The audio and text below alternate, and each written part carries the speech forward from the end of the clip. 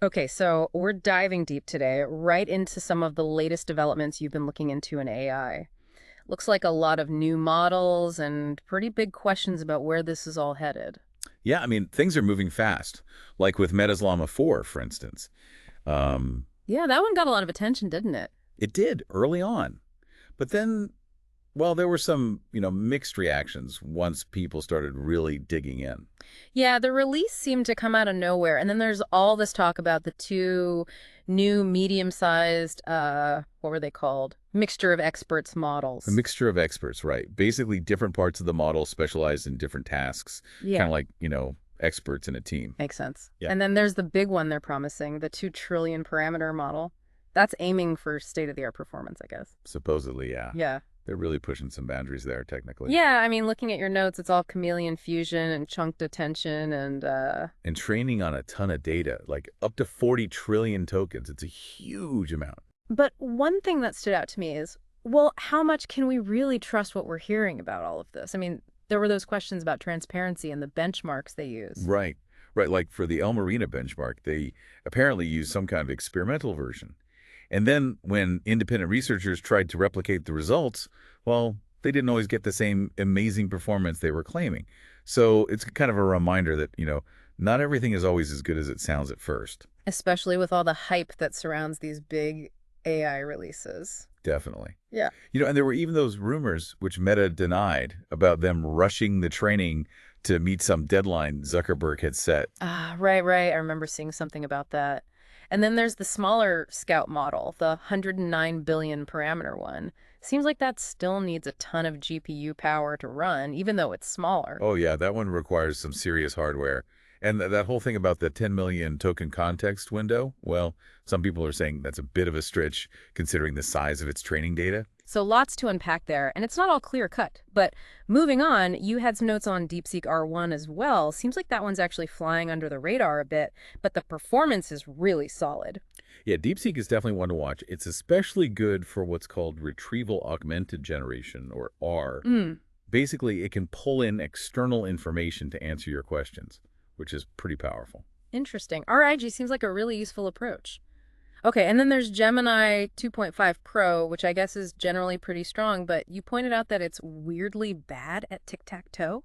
Yeah, isn't that strange? It's this advanced AI model, but it can't even win a simple game like tic-tac-toe consistently.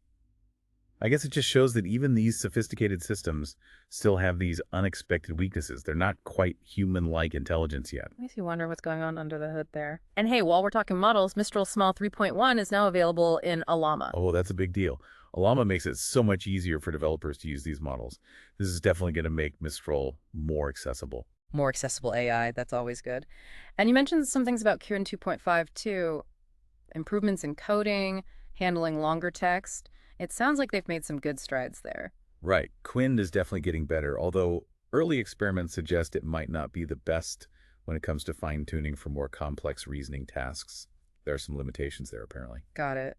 So lots of development happening across the board with these models, but what about actually using them? You mentioned Replit as a tool for quickly prototyping things. Yeah, Replit is great for that. You can get a prototype up and running really quickly. I think that could be super useful for your work, actually. Hmm. Yeah, I'll have to check that out.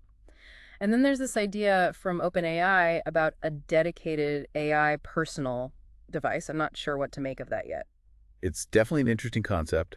Yeah. Maybe a device specifically designed for interacting with AI, optimized for those kinds of tasks. We'll see where that goes. But something more concrete is Llama Parse. Yeah, Llama Parse, you were talking Yeah. about that.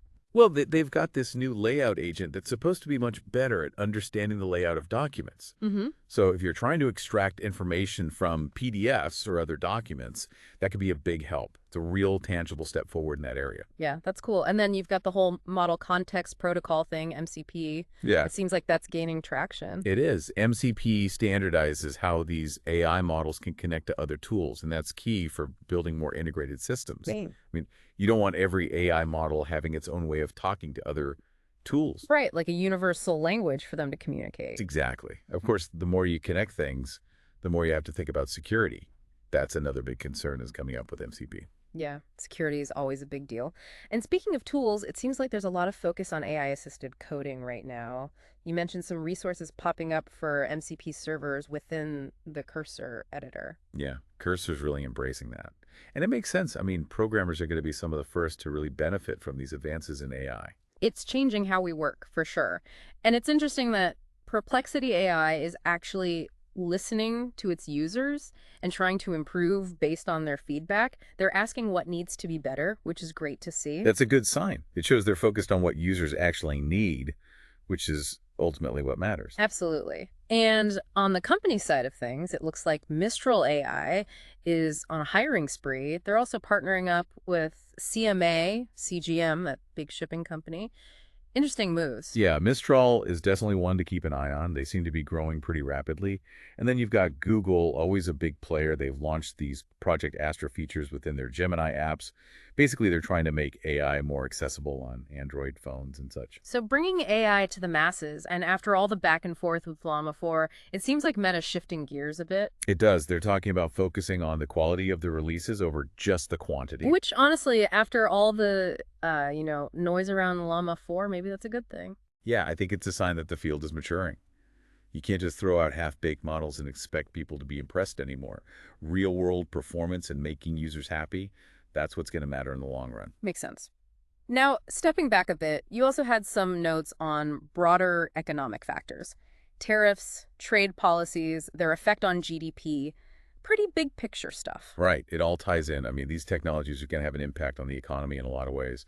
And some people are worried about the U.S. falling behind in open source AI, All right. especially with competition from Google and China. Yeah, keeping up with the global landscape. Yeah. And you mentioned USD stablecoins as well. Yeah, there's a whole discussion around how those could be beneficial both for the U.S. and for the global financial system. So a lot of potential implications to consider there. Definitely. And then there's the really important stuff around AI, safety, and ethics. Domestication is a term that keeps coming up. Yeah, domestication, it's about aligning AI with human values, making sure that these powerful systems are actually working for us, not against us. It's a huge challenge, and it's clear that these models, even in their early stages, are having a big impact on our lives. The way we work, the way we think. Some people even think they could start to affect things like GDP trends in the future. It's a lot to wrap your head around. It really is. You're seeing rapid advancements on so many fronts, from the technical details of how these models work to the strategies of the big tech companies and the potential impact on society. It's a lot to absorb. Absolutely. So, from the nitty-gritty of Llama 4 to these wider trends and those big questions about the future, we've covered a lot of ground here. Hopefully this has given you a better understanding of what's happening right now in AI and what it all might mean. What are your thoughts? As you continue to explore these developments, what aspects of this rapid evolution are you most drawn to? Maybe consider how the increasing presence of AI tools might reshape your own workflows and the broader tech landscape that we're all navigating. Yeah. Thanks for joining me on this deep dive. Until next time. It's been fascinating.